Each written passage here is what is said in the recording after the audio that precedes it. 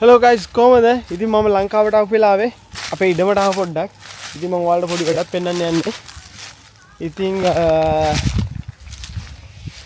මේ තියෙන්නේ කරපිංච ගහක්. ඉතින් මම ඔයාලට පෙන්වන්න. මේ තියෙන්නේ හොඳට හැදුණු කරපිංච ගහක්. fresh කරපිංචා. ඉතින් මට කියන්න ඕනේ මේක දැකලා මට කියන්න ඕනේ. වල සුපර් මාකට් එකට අපි ගියාම මෙන්න මේ වගේ පොඩි ඉත්තක්. ඉතින් මම පෙන්වන්න. ඉතින් මෙන්න මේ වගේ චූටි ඉත්තක්. මෙන්න වගේ පොඩි ප්‍රමාණයක් පවුමක් පවුන් දෙකක් විතර වෙනවා. ඉතින් පවුමක් කියන්නේ රුපියල් 400ක්. ඉතින් රුපියල් 400ක් දීලා තමයි අපි UK වල මේ කරපිංච ඉත්තක් ගන්නෙ.